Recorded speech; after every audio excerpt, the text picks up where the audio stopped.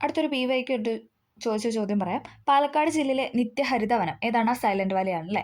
പാലക്കാട് ജില്ലയിലെ നിത്യഹരിത വനമാണ് silent Valley. ഇനി സൈലന്റ് വാലി ദേശീയോദ്യാനത്തിൽ സംരക്ഷിക്കപ്പെടുന്ന വംശനാശ ഭീഷണി നേരിടുന്ന ജീവി ഏതാണെന്ന് ചോദിച്ചിട്ടുണ്ട്. നമ്മൾ പറഞ്ഞല്ലേ ഏതാണത്? സിംഹവാലൻ കുരങ്ങാണ്. ഓക്കെ. അടുത്ത ചോദ്യം, ഇന്ത്യയിലെ ഏറ്റവും കൂടുതൽ മഴ ലഭിക്കുന്ന പ്രദേശമായ ചിറാപൂഞ്ചി സ്ഥിതി ചെയ്യുന്നത് ഏത് സംസ്ഥാനത്തിലാണെന്നാണ് ചോദിക്കുന്നത്. ഏതാണ്? ഓപ്ഷൻ സി മേഘാലയാണ് അല്ലേ? മേഘാലയയിലാണ് ചിറാപൂഞ്ചി സ്ഥിതി ചെയ്യുന്നത്. അടുത്തത്, കേരളം ആദ്യമായി സന്തോഷ് ട്രോഫി കിരീടം നേടുന്നത് ഏത് വർഷമാണ്? ഇമ്പോർട്ടൻ്റ് ആണ്. കേരളം ആദ്യമായിട്ട് സന്തോഷ് ട്രോഫി കിരീടം നേടുന്നത് 1973 കേരളം ആദ്യമായിട്ട് സന്തോഷ് ട്രോഫി കിരീടം നേടുന്നത് 1973 ഇന്ത്യയുടെ 14ാമത് ഉപരാഷ്ട്രപതി ആരാണ്? ഓപ്ഷൻ ബി ജഗദീപ് ധൻഖർ ആണ്. ഇന്ത്യയുടെ 14ാമത് ഉപരാഷ്ട്രപതി എന്ന് പറയുന്നത് ജഗദീപ് ധൻഖർ ആണ്. ഇന്ത്യയുടെ 15ാമത് രാഷ്ട്രപതി ചോദിച്ചാലോ അത് ദ്രൗപദി മുർമു ആണ് അല്ലേ? നിലവിലെ ഇന്ത്യയുടെ രാഷ്ട്രപതി എന്ന് പറയുന്നത് ദ്രൗപദി മുർമു ആണ്. ഇന്ത്യയുടെ 15ാമത് രാഷ്ട്രപതിയാണ് ദ്രൗപദി മുർമു എന്ന് പറയുന്നത്. ഓക്കെ, അതും കൂടെ ഒന്ന് ഓർത്ത് വയ്ക്കുക. Chandrayaan 3 Indian Space Research Organisation വിക്ഷേപിച്ചവ അല്ലാത്തത് ഏതാണെന്നാണ് ചോദിക്കുന്നത്.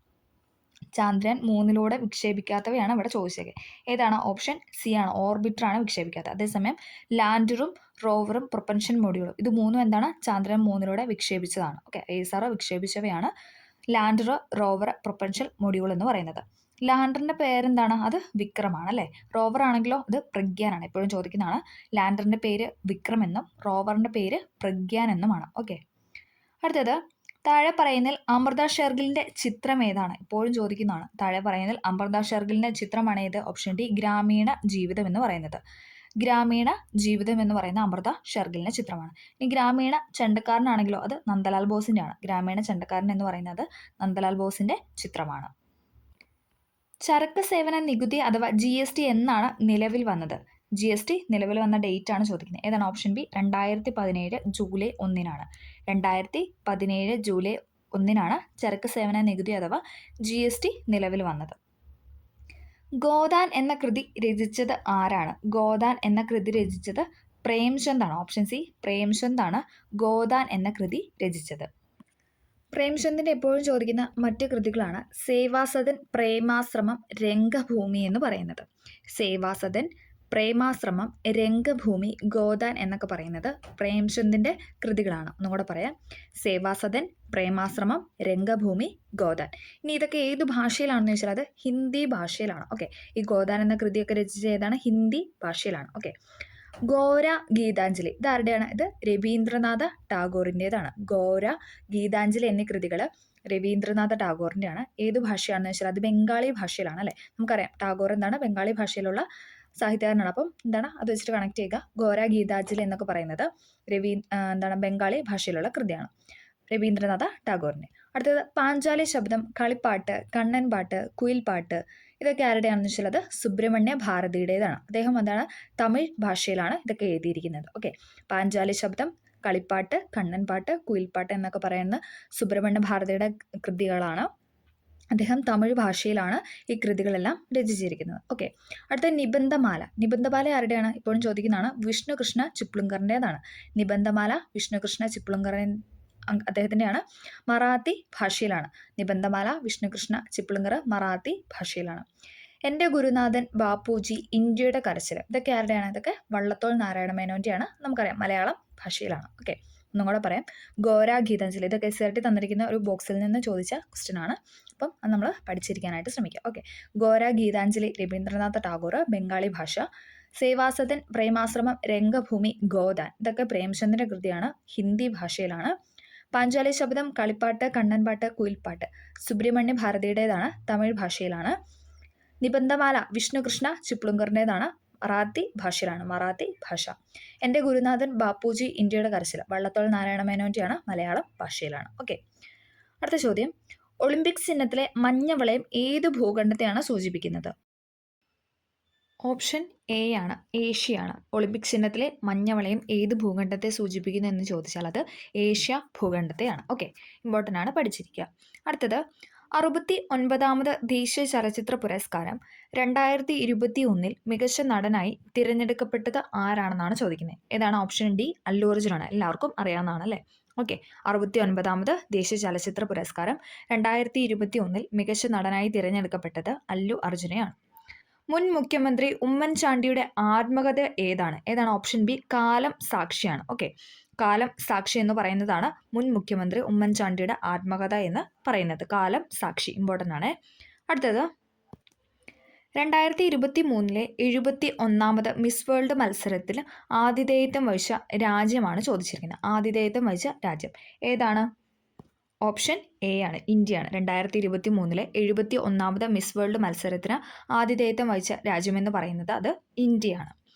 രാജ്യത്തെ ഏറ്റവും ഉയരമുള്ള അംബേദ്കർ പ്രതിമ അനാച്ഛാദനം ചെയ്തത് എവിടെയാണെന്നാണ് ചോദിക്കുന്നത്. എവിടെയാണ്? ഓപ്ഷൻ എ ഹൈദരാബാദാണ്. ഇതൊക്കെ കറണ്ട് അഫെയർ ഭാഗത്തു നിന്ന് ചോദിച്ച ക്വസ്റ്റൻ ആണ്. ഓക്കെ. രാജ്യത്തെ ഏറ്റവും ഉയരമുള്ള അംബേദ്കർ പ്രതിമ അനാച്ഛാദനം ചെയ്തത് ഹൈദരാബാദിലാണ്. അടുത്ത ഇനി സയൻസ് മേഖലയിൽ നിന്നുള്ള ചോദ്യങ്ങളാണ്. ഓക്കെ, നമുക്ക് സ്റ്റാർട്ട് ചെയ്യാം. താഴെ പറയുന്നതിൽ ശരിയായ ജോഡി ഏതാണെന്നാണ് ചോദിച്ചിരിക്കുന്നത്. ശരിയായ ജോഡിയാണ് ചോദിച്ചിരിക്കുന്നത്. ഓപ്ഷൻ ബി 2 മാത്രമാണ് ഇവിടെ ശരിയായിട്ട് കൊടുത്തിരിക്കുന്നത്. ഓക്കെ. കോമ്പല് ആഹാര വസ്തുക്കൾ കടിച്ചു കീറാൻ വേണ്ടിയിട്ടാണ്. ഓക്കെ. ആഹാര വസ്തുക്കൾ കടിച്ചു കീറാൻ നമ്മൾ പറഞ്ഞു. കോമ്പല് കടിച്ചു കീറാൻ വെച്ച് കണക്ട് ചെയ്യുക. ആഹാര വസ്തുക്കൾ കടിച്ചു കീറാൻ വേണ്ടിയിട്ടാണ് കോമ്പല്. ഉളിപ്പല്ല് ആഹാര വസ്തുക്കൾ ചവച്ചരയ്ക്കാനാണ്. അത് തെറ്റാണ് അല്ലേ. കടിച്ച് മുറിക്കാൻ വേണ്ടിയിട്ടാണ്. ഇതാണ് ശരിയായിട്ടുള്ളത്. ഓക്കെ. ഉളിപ്പല്ല് എന്ന് പറയുന്നത് ആഹാര വസ്തുക്കൾ കടിച്ച് മുറിക്കാനായിട്ടുള്ളതാണ്. ഇനി ചർവണകം ചോദിക്കുകയാണെങ്കിലോ അത് ആഹാര വസ്തുക്കൾ ചവച്ചരയ്ക്കാൻ വേണ്ടിയിട്ടാണ്. ഓക്കെ. ആഹാര വസ്തുക്കൾ ചവച്ചരയ്ക്കാൻ വേണ്ടിയിട്ടാണ് ചർവണകവും അഗ്രചർവണകവും എന്ന് പറയുന്നത്. ഓക്കെ.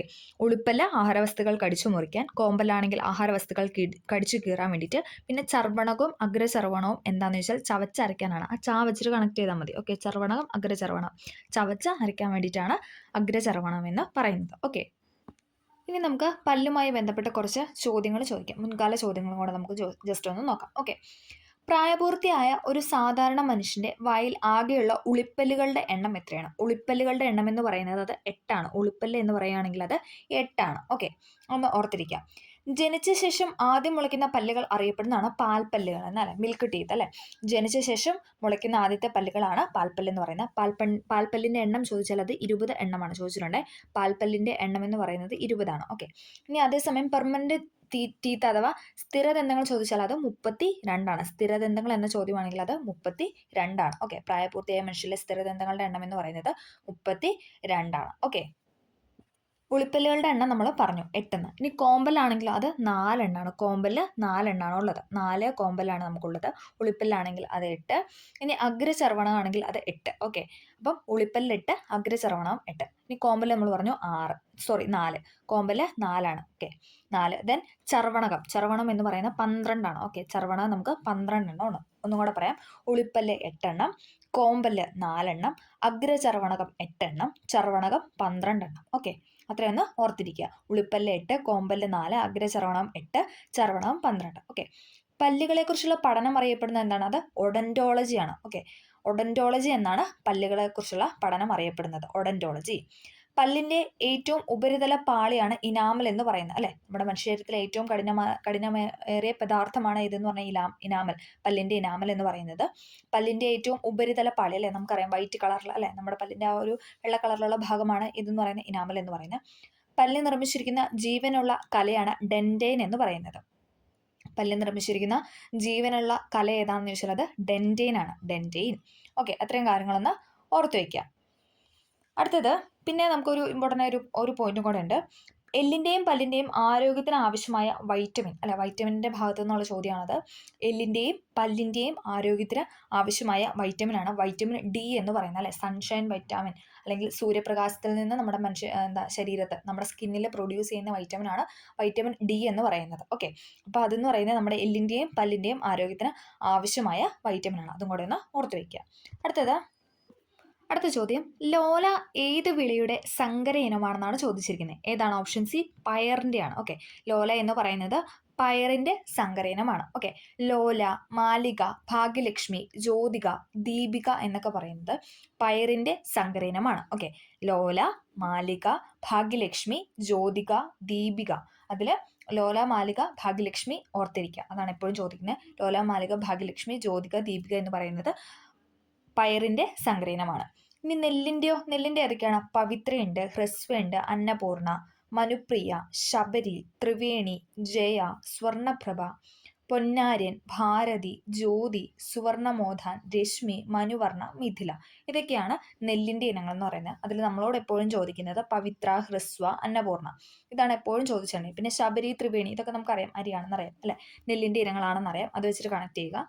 പവിത്ര, ഹ്രസ്വ, അന്നപൂർണ്ണ, ശബരി, ത്രിവേണി, ജയ, സ്വർണപ്രഭ എന്നൊക്കെ പറയുന്നത് നെല്ലിൻ്റെ സങ്കരയിനമാണ്. ഇനി തെങ്ങ് ചോദിച്ചാലോ? തെങ്ങാണ് ചന്ദ്രലക്ഷ, ചന്ദ്രശങ്കര, ലക്ഷഗംഗ, കേരഗംഗ, അനന്തഗംഗ അല്ലെ, ഗംഗ എന്നൊക്കെ കൂട്ടി വരുന്ന എല്ലാം തന്നെ തെങ്ങിൻ്റെ ഇനങ്ങളാണ്. ഓക്കെ, ഏതൊക്കെയാണ്? ചന്ദ്രലക്ഷ, ചന്ദ്രശങ്കര, ലക്ഷഗംഗ. ഇതാണ് എപ്പോഴും ചോദിക്കുന്നത്. ചന്ദ്രലക്ഷ, ചന്ദ്രശങ്കര, ലക്ഷഗംഗ, കേരഗംഗ, അനന്തഗംഗ എന്നൊക്കെ പറയുന്നത് തെങ്ങിൻ്റെ സങ്കരയിനമാണ്. ഓക്കെ, അപ്പം നമ്മൾ നെല്ല് പറഞ്ഞു, പയർ പറഞ്ഞു, തെങ്ങ് പറഞ്ഞു. ഇനി പച്ചമുളക് ചോദിച്ചാലോ? ജ്വാലാമുഖി, ഉജ്ജ്വല എന്നൊക്കെ പറയുന്നത് ഏതാണ്? പച്ചമുളകിൻ്റെ സങ്കരയിനമാണ് അല്ലെ. ഉജ്ജ്വല, ജ്വാലാമുഖി, ജ്വാലാസഖി എന്നൊക്കെ അനുഗ്രഹ എന്നൊക്കെ പറയുന്നത് പച്ചമുളകിൻ്റെ സങ്കരയിനമാണ്. ഉജ്ജ്വല, ജ്വാലാമുഖി, അനുഗ്രഹ എന്നൊക്കെ പറയുന്ന പച്ചമുളക്. ഇനി വെണ്ടയുടെ ചോദിക്കുകയാണെങ്കിൽ എപ്പോഴും ചോദിക്കുന്നതാണ് കിരൺ, അർക്ക. അർക്ക എന്നൊക്കെ പറയുന്നത് എന്തിൻ്റെ സങ്കരയിനമാണെന്ന് ചോദിക്കാറുണ്ട്. നമ്മുടെ ഓപ്ഷനിൽ തന്നിട്ടുണ്ട് വേണ്ട അല്ലെ. കിരൺ, അർക്ക, അനാമിക, സൽകീർത്തി, ആനക്കൊമ്പൻ അല്ലെ. നമുക്കറിയാം ഈ വെണ്ടയുടെ അറ്റത്ത് ഇങ്ങനെ കൊമ്പ് പോലെ അല്ലേ ഇരിക്കുന്നത്. അപ്പോൾ നമ്മൾ ജസ്റ്റ് ആനക്കൊമ്പൻ, കൊമ്പ് ഇട്ടൊന്ന് കണക്ട് ചെയ്യുക. ആനക്കൊമ്പ് പോലെ ഒന്ന് കണക്ട് ചെയ്യുക. ഓക്കെ, ആനക്കൊമ്പൻ, അരുണ എന്നൊക്കെ പറയുന്നത് വെണ്ടയുടെ സങ്കരയിനമാണ്. കിരൺ, അർക്ക, അനാമിക, സൽകീർത്തി. അതാണ് ഇമ്പോർട്ടൻ്റ് ആയിട്ടുള്ളത്. ഇനി അടുത്തത് നമുക്ക് വഴുതന ഓപ്ഷനിലുണ്ട് അല്ലേ. വഴുതന, സൂര്യ, ശ്വേത, ഹരിത, നീലിമ. ഇതെല്ലാം കളറാണ് അല്ലേ. നീലിമ, ഹരിത, ശ്വേത, സൂര്യ ഇതൊക്കെ പറയുന്ന ഒരു നിറമായിട്ട് നമുക്ക് കണക്ട് ചെയ്യാവുന്ന പേരുകളാണ്. അതെല്ലാം എന്താണ്? വഴുതനയാണെന്ന് ഓർത്ത് വയ്ക്കുക. ഓക്കെ, സൂര്യ, ശ്വേത, ഹരിത, നീലിമ എന്നൊക്കെ പറയുന്നത് വഴുതനയുടെ സങ്കരയിനമാണ്. അടുത്ത തക്കാളി ഓപ്ഷനിലുണ്ട് അല്ലേ. തക്കാളിയുടെ സങ്കരയിനമാണ് മുക്തി, അനഘ, അക്ഷയ എന്ന് പറയുന്നത്. മുക്തി, അനഘ, അക്ഷയ എന്നൊക്കെ പറയുന്നത് തക്കാളിയുടെ സങ്കരയിനമാണ്. അടുത്ത നമ്മൾ കപ്പയുടെയും കൂടെ ഒന്ന് നോക്കാം അല്ലെ. കപ്പ അഥവാ മരച്ചീനി അല്ലെ, ചീനി, കൊള്ളി എന്നൊക്കെ പറയും അല്ലെ. കപ്പയുടെ അല്ലെങ്കിൽ മരച്ചീനിയുടെ സങ്കരയിനങ്ങളാണ് ശ്രീ വിശാഖ്, ശ്രീശൈലം, ശ്രീലേഖ, ശ്രീജയ. ഈ ശ്രീ കൂട്ടിയിട്ടുള്ള എല്ലാം നമ്മൾ കപ്പയായിട്ട് കണക്ട് ചെയ്യുക. ഓക്കെ, ശ്രീ വിശാഖ്, ശ്രീശൈലം, ശ്രീലേഖ, ശ്രീജയ എന്നൊക്കെ പറയുന്നത് മരച്ചീനിയുടെ സങ്കരയിനമാണ്. ഓക്കെ, ഇനി പാവലാണെങ്കിലോ? പാവൽ എപ്പോഴും ചോദിക്കുന്നതാണ് അല്ലേ. പ്രിയ, പ്രിയങ്ക, പ്രീതി. പ്രിയ, പ്രീതി, പ്രിയങ്ക ഇതൊക്കെ എന്ന് പറയുന്നത് പാവലിൻ്റെ സങ്കരയിനമാണ്. പ്രിയ, പ്രീതി, പ്രിയങ്ക എന്ന് പറയുന്നത് പാവലിൻ്റെ സങ്കരയിനമാണ്. ഇനി കശുവണ്ടി, നിഹാര, ആനക്കയം, ധരശ്രീ. അതങ്ങനെ ചോദിച്ചു കണ്ടിട്ടില്ല, എന്നാലും ജസ്റ്റ് SCERT ഉള്ളതുകൊണ്ട് പറഞ്ഞതേ ഉള്ളൂ. നിഹാര, ആനക്കയം, ധരശ്രീ എന്നൊക്കെ പറയുന്നത് കശുവണ്ടിയുടെ സങ്കരയിനമാണ്. ഇനി കുരുമുളകിൻ്റെ ആണെങ്കിൽ പന്നിയൂർ ഇമ്പോർട്ടൻ്റ് ആണ്. പന്നിയൂർ എന്നത് ഇമ്പോർട്ടൻ്റ് ആണ്.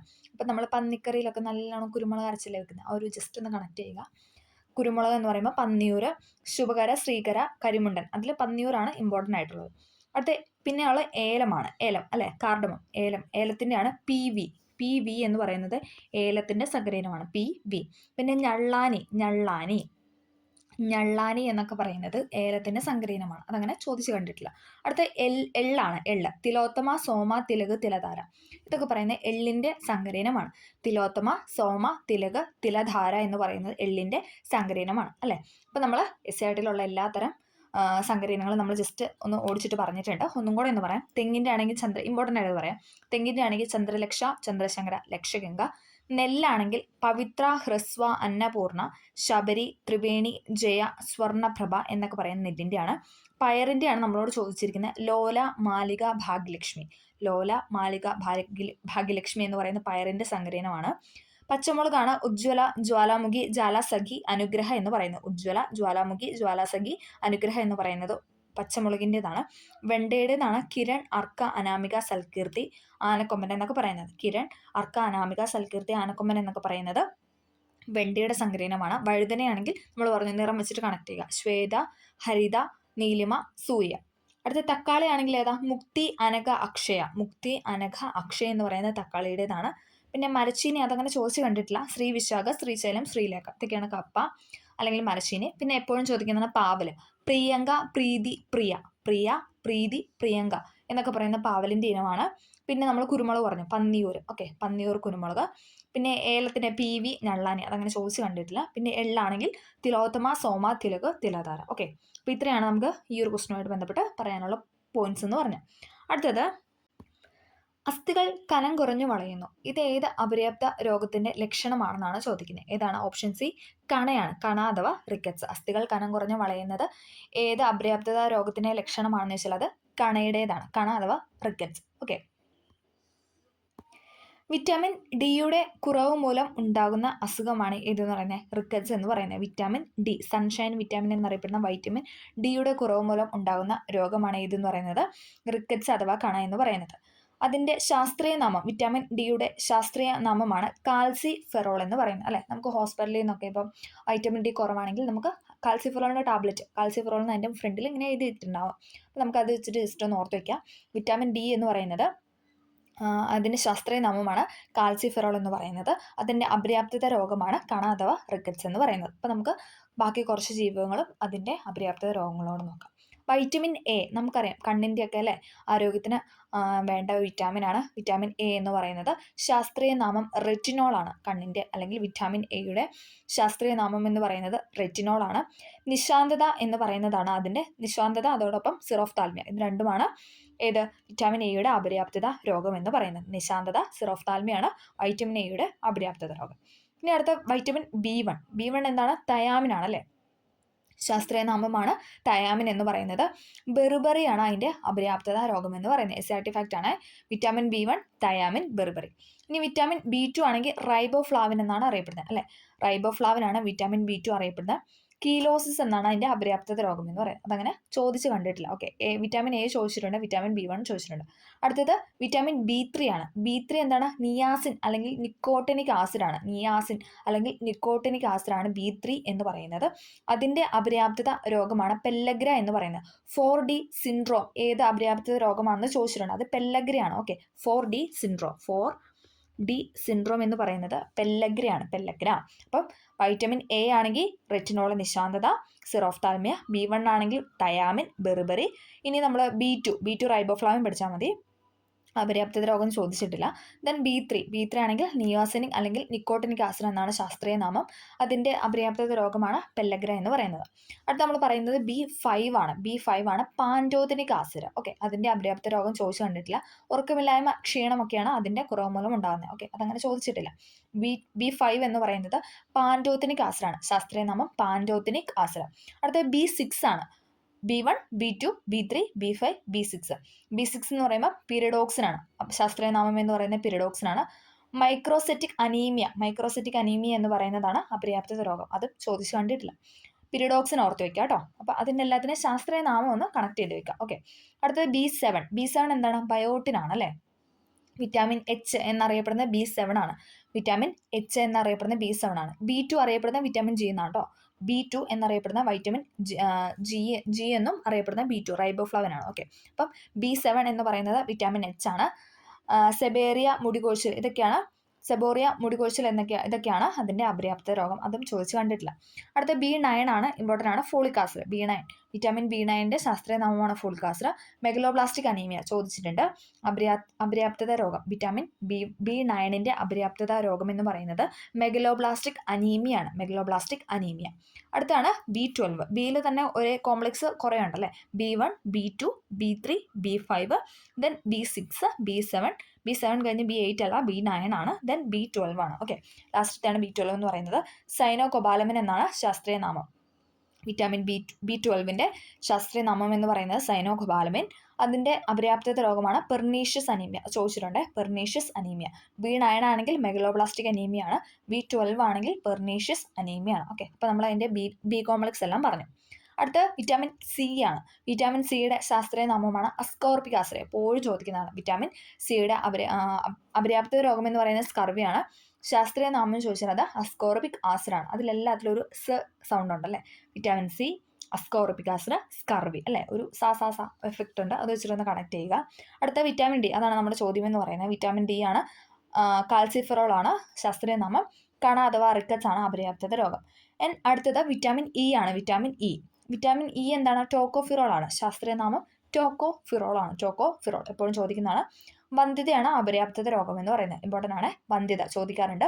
വിറ്റാമിൻ ഇയുടെ അപര്യാപ്തത മൂലമുണ്ടാകുന്ന രോഗമാണ് വന്ധ്യത എന്ന് പറയുന്നത്. അടുത്തതാണ് വിറ്റാമിൻ കെ, ഏറ്റവും ലാസ്റ്റത്തെയാണ്. വിറ്റാമിൻ കെ എന്ന് പറയുന്നത് ഫില്ലോക്വിനോൺ എന്നാണ് ശാസ്ത്രീയ നാമം. ഫില്ലോക്വിനോൺ എന്നാണ് ശാസ്ത്രീയ നാമം. രക്തം കട്ട പിടിക്കുന്നതിലെ കാലതാമസം അല്ലേ, നമുക്കറിയാം നമ്മുടെ കയ്യിലോ നമ്മുടെ ശരീരത്തെ എവിടെയെങ്കിലും ഒരു മുറിവുണ്ടായാൽ ഇത്ര സമയം, ഒരു 8 മിനിറ്റ് ഏകദേശം ആ ഒരു സമയത്തിനുള്ളിൽ, വലിയ മുറിവല്ല എന്നാലും ആവറേജ് ആയിട്ട് നമുക്ക് ആ ഒരു ടൈം കൊണ്ട് എന്താണ് നമുക്ക് ബ്ലഡ് ക്ലോട്ട് ആവണം, അതായത് കട്ടയായിട്ട് ബ്ലഡ് ഫ്ലോ ചെയ്യണം, നിർത്തണം.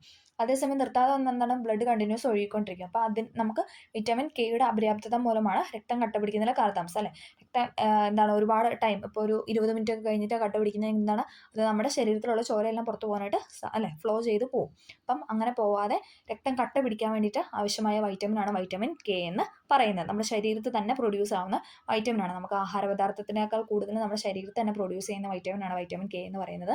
അതോടൊപ്പം ക്യാബേജ്, കോളിഫ്ലവർ നമ്മൾ പഠിക്കാറുണ്ട്. ക്യാബേജിനകത്തും കോളിഫ്ലവർ എല്ലാം ഒരു കാ വെച്ചിട്ടാണ്. അപ്പോൾ കെ വെച്ചിട്ട് കണക്ട് ചെയ്യാനൊക്കെ നമ്മൾ നേരത്തെ കോഡ് ആയിട്ട് പറഞ്ഞിട്ടുണ്ട്. ഓക്കെ, അത് വെച്ചിട്ട് കണക്ട് ചെയ്ത് വെക്കാം. അപ്പോൾ ഇത്രയും കാര്യങ്ങളാണ് നമുക്ക് ഈ ഒരു ക്വസ്റ്റനായിട്ട് ബന്ധപ്പെട്ട് പറയുന്നത്. ഒന്നും കൂടെ പറയാം, വൈറ്റമിനെ എപ്പോഴും ചോദിക്കുന്നതാണ്, കാരണം വൈറ്റമിൻ മേഖലയിൽ നിന്ന് എല്ലാ ക്വസ്റ്റ്യൻ പേപ്പറിലും ഒരു ക്വസ്റ്റൻ ഉണ്ടാവും. അപ്പോൾ അതുകൊണ്ട് വൈറ്റമിൻ എല്ലാവരും പഠിച്ചു വയ്ക്കുക. വൈറ്റമിൻ എ റെറ്റിനോള്, നിശാന്തത അഥവാ xerophthalmia. B1 thiamine, beriberi. B2 riboflavin. B3 നിയാസിനിക് nicotinic acid, pellagra 4D syndrome എന്നറിയപ്പെടുന്ന പെല്ലഗ്രയാണ് അതിൻ്റെ അപര്യാപ്തത രോഗം. B5 പാൻഡോത്തനിക് ആസിഡ് ആണ്. B6 pyridoxine. B7 biotin. B9 folic acid, അതിൻ്റെ അപര്യാപ്തത രോഗമാണ് മെഗലോബ്ലാസ്റ്റിക് അനീമിയ. B12 ആണെങ്കിൽ സൈനോകൊബാലമിൻ, അപര്യാപ്തത രോഗമാണ് പെർനീഷ്യസ് അനീമിയ. വിറ്റാമിൻ സി ആണെങ്കിൽ ascorbic acid, scurvy. Vitamin D ആണെങ്കിൽ കാൽസിഫെറോൾ കണ. വിറ്റാമിൻ ഇ ആണെങ്കിൽ ടോക്കോഫെറോൾ വന്ധ്യത.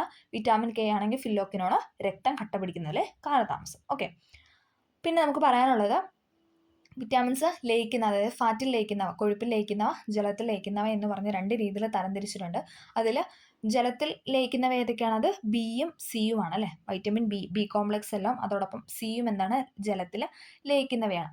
ബാക്കിയുള്ള എല്ലാ വിറ്റാമിൻസിനും കെ, ഇ, ഡി, എ എന്നൊക്കെ പറയുന്നത് എന്താണ്, അതൊക്കെ നമ്മുടെ ഫാറ്റിൽ ലയിക്കുന്നവ അല്ലെങ്കിൽ കൊഴുപ്പിൽ ലയിക്കുന്നവയാണ്. നമ്മൾ പഠിച്ച് എപ്പോഴും പണ്ട് മുതലേ പറയുന്ന ഒരു കോഡാണ് ഫാറ്റ് കേട അല്ലേ, അല്ലെങ്കിൽ കൊഴുപ്പ് കേടാണ്. നമ്മുടെ ശരീരത്തിന് കൊഴുപ്പ് ഒരുപാടാവുന്ന കേടല്ലേ. അപ്പോൾ KEDA വെച്ചിട്ട് കണക്ട് ചെയ്യുക. ബാക്കിയുള്ള 2 വിറ്റാമിൻ എന്താണ്, വാട്ടർ സോലുബിൾ ആണ്. ഓക്കെ, ഇത്രയും കാര്യങ്ങളും കൂടെ അതുമായിട്ട് ബന്ധപ്പെട്ട് ഒന്ന് ഓർത്തിരിക്കുക. അടുത്ത ചോദ്യം, താഴെ പറയുന്ന പ്രസ്താവനകളിൽ ശരിയായത് ഏതാണെന്നാണ് ചോദിച്ചിരിക്കുന്നത്. ശരിയായ പ്രസ്താവനയാണ് ചോദിച്ചിരിക്കുന്നത്. ഓപ്ഷൻ ബി 2 മാത്രമാണ് ഇവിടെ ശരിയായിട്ട് കൊടുത്തിരിക്കുന്നത്. തിരമാല എന്ന് പറയുന്നത് പാരമ്പര്യേതര ഊർജ്ജ സ്രോതസ്സാണ്. നമുക്കറിയാം അല്ലേ, നമുക്ക് പാരമ്പര്യമായിട്ട് കിട്ടുന്ന ഒരു കാര്യമാണോ തിരമാല എന്ന് പറയുന്നത്? അത് തെറ്റാണ് അല്ലേ. പാരമ്പര്യം അല്ലാതെ കിട്ടുന്ന ഊർജ്ജ സ്രോതസ്സാണ് ഏതെന്ന് പറയുന്നത് തിരമാല എന്ന് പറയുന്നത്. കൽക്കരി എന്ന് പറയുന്നത് പാരമ്പര്യേതര ഊർജ്ജ സ്രോതസ്സാണ്. അത് തെറ്റാണ്, അത് പാരമ്പര്യ ഊർജ്ജ സ്രോതസ്സാണ്. പാരമ്പര്യേതര എന്നാണ് ഇവിടെ തന്നിരിക്കുന്നത്. പാരമ്പര്യ ഊർജ്ജ സ്രോതസ്സാണ്. അനേകം വർഷങ്ങളെടുത്ത് പ്രൊഡ്യൂസ് ചെയ്യുന്നവയാണ് ഈ കൽക്കരി, പെട്രോളിയം ഇന്ധനങ്ങൾ എന്നൊക്കെ പറയുന്നത്. അപ്പോൾ എന്താണ്, കൽക്കരി എന്ന് പറയുന്നത് പാരമ്പര്യ ഊർജ്ജ സ്രോതസ്സാണ്. സൂര്യൻ പാരമ്പര്യ ഊർജ്ജ സ്രോതസ്സാണ് ആണോ? അത് തെറ്റാണ് അല്ലേ. അത് പാരമ്പര്യേതരമാണ്. അതായത് നമുക്ക് ഡെയിലി സൂര്യൻ അല്ലേ, സൂര്യപ്രകാശം നമുക്ക് ഡെയിലി കിട്ടുന്ന കാര്യങ്ങളാണ്. മഴയുടെ ആ ഒരു ഇത് വെച്ചിട്ടല്ല, നമുക്ക് നോർമലി നമ്മൾ പറയുമ്പോൾ എന്താണ്, ഡെയിലി സൂര്യൻ ആ ഒരു ഇത് വെച്ചിട്ടാണ് കണക്ട് ചെയ്യുന്നത്. അപ്പം സൂര്യൻ എന്ന് പറയുന്ന പാരമ്പര്യമായിട്ട് നമുക്ക് കിട്ടുന്നതാണ്, അല്ല ഡെയിലി ബേസിസിൽ കിട്ടുന്നതാണ്. അപ്പം സൂര്യൻ എന്ന് പറയുന്ന പാരമ്പര്യേതര ഊർജ്ജ സ്രോതസ്സാണ്. ഇവിടെ ശരിയായതാണ് ചോദിച്ചിരിക്കുന്നത്. തന്നിരിക്കുന്നത് ശരിയായിട്ട് കൊടുത്തിരിക്കുന്നത് തിരമാല മാത്രമാണ്. തിരമാല പാരമ്പര്യേതര ഊർജ്ജ സ്രോതസ്സാണ്, ശരിയാണ്. സൂര്യൻ എന്ന് പറയുന്നത് പാരമ്പര്യേതര ഊർജ്ജ സ്രോതസ്സാണ്. കൽക്കരി എന്ന് പറയുന്നത് പാരമ്പര്യ ഊർജ്ജ സ്രോതസ്സാണ്. ഇത് അങ്ങോട്ടും ഇങ്ങോട്ടും തിരിച്ചാണ് തന്നേക്കുന്നത്. അടുത്തത്, വനം വകുപ്പിന് കീഴിൽ കടലാമകളെ സംരക്ഷിച്ചു വരുന്ന മുതിയം കടൽ തീരം കേരളത്തിൽ ഏത് ജില്ലയിലാണെന്നാണ് ചോദിക്കുന്നത്. ഏതാണ്? ഓപ്ഷൻ ബി മലപ്പുറം ജില്ലയിലാണ്. കടലാമകളെ സംരക്ഷിച്ചു വരുന്ന മുതിയം കടൽ തീരം കേരളത്തിലെ ഏത് ജില്ലയിലാണെന്ന് ചോദിച്ചാൽ അത് മലപ്പുറം ജില്ലയിലാണ്. അന്താരാഷ്ട്ര മില്ലറ്റ് വർഷം ഏതാണ്? അന്താരാഷ്ട്ര മില്ലറ്റ് വർഷം എന്ന് പറയുന്നത് 2023 ആയിരുന്നു. 2023 മില്ലറ്റ് വർഷമായിട്ട് ആചരിച്ചത്. 2024 എന്ന് പറയുന്നത് ഒട്ടക വർഷമായിട്ടാണ് ആചരിച്ചത്. 2024 ഒട്ടക വർഷം. 2025 എന്താണെന്ന് ജസ്റ്റ് ഒന്ന് കമൻറ്റ് ചെയ്യുക. ഓക്കെ, അടുത്തത്, സംസ്ഥാനത്തെ പ്രാഥമിക ആരോഗ്യ കേന്ദ്രങ്ങളെ കുടുംബാരോഗ്യ കേന്ദ്രങ്ങളാക്കി മാറ്റാൻ ലക്ഷ്യമിട്ട പദ്ധതി ഏതാണെന്നാണ് ചോദിക്കുന്നത്. ഏതാണ്? ഓപ്ഷൻ എ ആർദ്രമാണ്. സംസ്ഥാനത്തെ പ്രാഥമിക ആരോഗ്യ കേന്ദ്രങ്ങളെ കുടുംബാരോഗ്യ കേന്ദ്രങ്ങളാക്കി മാറ്റാൻ ലക്ഷ്യമിട്ട പദ്ധതിയാണ് ഏത്? ആർദ്രം പദ്ധതി എന്ന് പറയുന്നത്. അടുത്തത്, മൈക്രോസ്കോപ്പ്, ടെലസ്കോപ്പ്, ക്യാമറ മുതലായ ഉപകരണങ്ങളിൽ ഉപയോഗിക്കുന്ന ലെൻസ് ഏതാണെന്നാണ് ചോദിച്ചിരിക്കുന്നത്. ഏതാണ്? ഓപ്ഷൻ എ ആണ്, കോൺവെക്സ് ലെൻസ് ആണ്. ഇമ്പോർട്ടൻ്റ് ആണ്. മൈക്രോസ്കോപ്പ്, ടെലിസ്കോപ്പ്, ക്യാമറ മുതലായ ഉപകരണങ്ങളിൽ ഉപയോഗിക്കുന്ന ലെൻസാണ് കോൺവെക്സ് ലെൻസ് എന്ന് പറയുന്നത്. അടുത്തത്, ദോലന ചലനത്തിന് ഉദാഹരണം അല്ലാത്തത് ഏതാണെന്നാണ് ചോദിക്കുന്നത്. ദോലന ചലനത്തിന് ഉദാഹരണം അല്ലാത്തത് ഏതാണ്? ഓപ്ഷൻ ഡി, ജെയിൻറ്റ് വീലിൻ്റെ ചലനം എന്ന് പറയുന്നത് ദോലന ചലനത്തിന് എക്സാമ്പിൾ അല്ല. പക്ഷേ ക്ലോക്കിലെ പെൻഡുലത്തിൻ്റെ ചലനം അല്ലേ, നമുക്കറിയാം. ഒരു ഇതിൽ അങ്ങോട്ടും ഇങ്ങോട്ടും ഒരു ബിന്ദുവിനെ അടിസ്ഥാനമാക്കി എതിർദിശയിലേക്കുള്ള ചലനമാണ് അല്ലേ, അങ്ങോട്ടും ഇങ്ങോട്ടും ഉള്ള ചലനത്തെയാണ് നമ്മൾ ദോലന ചലനം എന്ന് പറയുന്നത്. ഊഞ്ഞാലിൻ്റെ ചലനമൊക്കെ അതിന് എക്സാമ്പിളാണ്. നമുക്കറിയാലോ, ഊഞ്ഞാൽ, ക്ലോക്കിലെ പെൻഡുലത്തിൻ്റെ ചലനം, മീട്ടുമ്പോൾ വീണക്കമ്പി അല്ലെ, വീണക്കമ്പി മീട്ടുമ്പോഴുള്ള ചലനം എന്നൊക്കെ പറയുന്നത് ദോലന ചലനത്തിന് എക്സാമ്പിളാണ്. കൂട്ടത്തിൽ പെടാത്തത് ഏതെന്നാണ് ചോദിക്കുന്നത്. ഏതാണ്? ഓപ്ഷൻ ബി, ടൈറ്റാനിയം ആണ്. ഓക്കെ. അടുത്തത്, ഐസ് ചൂടാകുമ്പോൾ ജലമായി മാറുന്ന പ്രക്രിയയ്ക്ക് അനുയോജ്യമായത് കണ്ടെത്താനാണ് പറഞ്ഞിരിക്കുന്നത്. ഏതാണ്? ഓപ്ഷൻ സി ആണ്. 1, 2, 3 ശരിയാണ്. ഓക്കെ. കണികകളുടെ ഊർജം കൂടുന്നു. നമ്മൾ പറയുന്ന ഐസ് ചൂടാക്കുമ്പോൾ എന്താണ്? അത് ജലമായിട്ട് മാറും അല്ലേ. ഐസ് ചൂടാക്കുമ്പോൾ ജലമായി മാറുന്ന പ്രക്രിയയ്ക്ക് അനുയോജ്യമായതാണ് കണ്ടെത്താൻ പറഞ്ഞിരിക്കുന്നത്. കണികകളുടെ ഊർജം കൂടുന്നു, കണികകൾ തമ്മിലുള്ള അകലം കൂടുന്നു, കണികകൾ തമ്മിലുള്ള ആകർഷണം കുറയുന്നു. അല്ല, ഒട്ടിപ്പിടിച്ചിരിക്കുകയല്ലോ, അതിങ്ങനെ വിടർന്ന് പോവല്ലേ. എന്താണ്? ചൂട് ഏൽക്കുന്ന അനുസരിച്ച് അതിങ്ങനെ അല്ലെ ജലമായിട്ട് മാറിക്കൊണ്ടിരിക്കുന്നു. കണികകളുടെ ഊർജ്ജം കൂടുന്നു, കണികകൾ തമ്മിലുള്ള അകലം കൂടുന്നു, കണികകൾ തമ്മിലുള്ള ആകർഷണം കുറയുന്നു. അടുത്തത്, ലോകത്തിലെ ഏറ്റവും വലിയ പരീക്ഷണാത്മക ന്യൂക്ലിയർ ഫ്യൂഷൻ റിയാക്ടറായ JT60SA ഔദ്യോഗികമായി പ്രവർത്തനം ആരംഭിച്ചത് എവിടെയെന്നാണ് ചോദിക്കുന്നത്. എവിടെയാണ്? ഓപ്ഷൻ ബി, ജപ്പാനിലാണ്. ഓക്കെ, കറണ്ട് അഫയർ ക്വസ്റ്റൻ ആണ്. ലോകത്തിലെ ഏറ്റവും വലിയ പരീക്ഷണാത്മക ന്യൂക്ലിയർ ഫ്യൂഷൻ റിയാക്ടറായ JT60SA ഔദ്യോഗികമായി പ്രവർത്തനം ആരംഭിച്ചത് ജപ്പാനിലാണ്. ഇതുവരെ നിർമ്മിച്ചതിൽ വെച്ച് ഏറ്റവും വലിയ ബഹിരാകാശ ദൂരദർശിനിയായ ജെയിംസ് വെബ് ബഹിരാകാശ ദൂരദർശിനിയുടെ സവിശേഷതകളിൽ ഉൾപ്പെടാത്തതാണ് ചോദിക്കുന്നത്. ജെയിംസ് വെബ് ബഹിരാകാശ ദൂരദർശിനിയുടെ സവിശേഷതകളിൽ ഉൾപ്പെടാത്തത് ഏതാണ്? ഉൾപ്പെടാത്തത് ഓപ്ഷൻ ഡി ആണ്, ഉൾപ്പെടാത്തത്. ഓക്കെ. ഹബിൾ ദൂരദർശിനിയുടെ പരിധിയേക്കാൾ 100 മടങ്ങ് മങ്ങിയ വസ്തുക്കളെ നിരീക്ഷിക്കാനായിട്ട് കഴിയുന്നതാണ് ജെയിംസ് വെബ് ബഹിരാകാശ ദൂരദർശിനിയുടെ പ്രത്യേകത എന്ന് പറയുന്നത്. ഉപഗ്രഹങ്ങൾ, ഗ്രഹങ്ങൾ, ചിഹ്നഗ്രഹങ്ങൾ, ധൂമകേതുക്കൾ എന്നിവയെ പരിശോധിക്കാനായിട്ട് സാധിക്കും. താരാപഥങ്ങളുടെ രൂപീകരണം പഠിക്കുകയും നിരീക്ഷിക്കുകയും ചെയ്യുന്നു. ഇപ്പം നമ്മൾ പറഞ്ഞ ജെയിംസ് വെബ് ബഹിരാകാശ ദൂരദർശിനിയുടെ സവിശേഷതകളാണ് ഹബിൾ ദൂരദർശിനിയുടെ പരിധിയേക്കാൾ 100 മടങ്ങ് മങ്ങിയ വസ്തുക്കളെ നിരീക്ഷിക്കാനായിട്ട് സാധിക്കും. ഉപഗ്രഹങ്ങൾ, ഗ്രഹങ്ങൾ, ചിഹ്നഗ്രഹങ്ങൾ, ധൂമകേതുക്കൾ എന്നിവയെ പരിശോധിക്കാനായിട്ട് സാധിക്കും. താരാപഥങ്ങളുടെ രൂപീകരണം പഠിക്കുകയും നിരീക്ഷിക്കുകയും ചെയ്യുന്നു. അടുത്തത്, ഒറ്റപ്പെട്ടത് കണ്ടെത്താനാണ് പറഞ്ഞിരിക്കുന്നത്. ഓഡ് വണ്ണാണ് ചോദിച്ചിരിക്കുന്നത്. ഏതാണ്? ഓപ്ഷൻ ബി, ചിക്കൻ ബോക്സ് ആണ്. ക്ഷയം, എലിപ്പനി, ഡിഫ്തീരിയ എന്നൊക്കെ പറയുന്ന അതൊക്കെ ബാക്ടീരിയ രോഗങ്ങളാണ് അല്ലേ. ക്ഷയം, എലിപ്പനി, ഡിഫ്തീരിയ എന്നൊക്കെ പറയുന്ന ബാക്ടീരിയ ആണ്. ചിക്കൻ ബോക്സ് എന്ന് പറയുന്ന വൈറസ് രോഗമാണ്. അപ്പോൾ അതാണ് അവിടെ ഓഡ് വണ്ണായിട്ട് ഉള്ളത്. ഓക്കെ. അടുത്തത്, നിപ്പ വൈറസിന് പ്രകൃതിയുള്ള വാഹക ജീവി ഏതാണ്? എല്ലാവർക്കും അറിയാവുന്നതാണ് അല്ലേ. ഏതാണ്? ഓപ്ഷൻ എ, വവ്വാലാണ് അല്ലേ. ഓക്കെ. നിപ്പ വൈറസിന് പ്രകൃതിയായുള്ള വാഹക ജീവിയാണ് വവ്വാൽ എന്ന് പറയുന്നത്. ഇൻസുലിൻ്റെ ഉൽപ്പാദനം നടക്കാത്തത് മൂലമോ ഉൽപ്പാദിക്കപ്പെടുന്ന ഇൻസുലിൻ പ്രവർത്തിക്കാത്തതോ മൂലമോ ഉണ്ടാകുന്ന രോഗാവസ്ഥയുടെ പേരാണ് ഇവിടെ ചോദിച്ചിരിക്കുന്നത്. ഏതാണ്? ഓപ്ഷൻ സി, ഡയബറ്റിസ് മെലിറ്റസ് ആണ്. ഓക്കെ. Diabetes mellitus. ഇൻസുലിൻ്റെ ഉൽപ്പാദനം നടക്കാത്തത് മൂലമോ ഉൽപ്പാദിക്കപ്പെടുന്ന ഇൻസുലിൻ പ്രവർത്തിക്കാത്തത് മൂലമുണ്ടാകുന്ന രോഗാവസ്ഥയുടെ പേരാണ് ഡയബറ്റിസ് മെലിറ്റസ് എന്ന് പറയുന്നത്. Diabetes mellitus. ഓക്കെ. അടുത്തത്, രക്തത്തിലെ ഹീമോഗ്ലോബിൻ്റെ ഉൽപ്പാദനത്തിന് സഹായിക്കുന്ന മൂലകം ഏതാണെന്നാണ് ചോദിക്കുന്നത്. മൂലകമാണ് ചോദിച്ചിരിക്കുന്നത്. ഏതാണ്? ഓപ്ഷൻ സി, ഇരുമ്പാണ്. ഈ ഇരുമ്പ് അഥവാ അയൺ അല്ലെ, നമുക്കറിയാം HB അയൺ കണ്ടന്റ് എന്നൊക്കെ നമ്മൾ പറയാറുണ്ടല്ലേ. ഓക്കെ. രക്തത്തിലെ ഹീമോഗ്ലോബിൻ്റെ ഉൽപ്പാദനത്തിന് സഹായിക്കുന്ന മൂലകമാണ് ഇരുമ്പ് അഥവാ അയൺ എന്ന് പറയുന്നത്.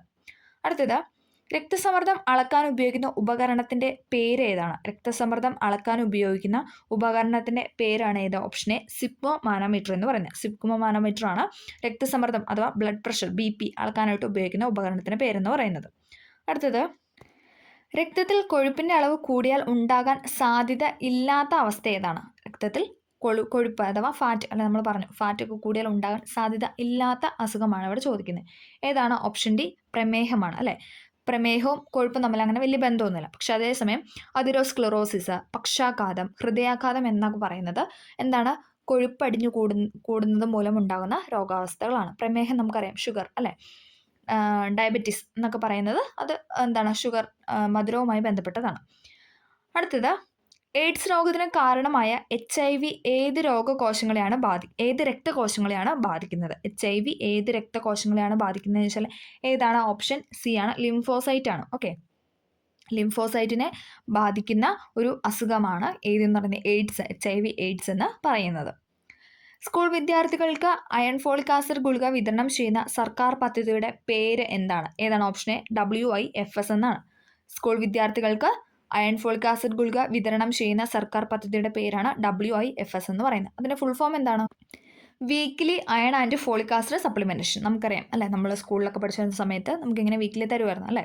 Weekly iron and folic acid supplementation എന്ന് പറയുന്നതാണ് WIFSൻ്റെ ഫുൾ ഫോം എന്ന് പറയുന്നത്. അടുത്തത്, കുട്ടികളിൽ ഒളിഞ്ഞിരിക്കുന്ന കുഷ്ഠരോഗ ലക്ഷണങ്ങൾ കണ്ടെത്താൻ കേരള സർക്കാർ ആവിഷ്കരിച്ച പദ്ധതിയുടെ പേരാണ് ഏത്? ഓപ്ഷൻ ഡി ബാലമിത്ര എന്ന് പറയുന്നത്. ഇമ്പോർട്ടൻ്റ് ആണ്. കുട്ടികളിൽ ഒളിഞ്ഞിരിക്കുന്ന കുഷ്ഠരോഗ ലക്ഷണങ്ങൾ കണ്ടെത്താൻ കേരള സർക്കാർ ആവിഷ്കരിച്ച പദ്ധതിയുടെ പേരാണ് ബാലമിത്ര എന്ന് പറയുന്നത്. താഴെ പറയുന്ന ഏത് മാർഗത്തിലൂടെ എയ്ഡ്സ് രോഗം പകരുന്നില്ല? നമ്മുടെ SCERT തന്നിരിക്കുന്ന ഒരു ക്വസ്റ്റ്യനും അതേപോലെ തന്നിരിക്കുന്ന പോയിന്റ്സാണ് ഇവിടെ നൽകിയിരിക്കുന്നത്. ഏതൊക്കെ രീതിയിൽ പകരുന്നില്ല എന്നാണ് ചോദിക്കുന്നത്. ഏതാണ്?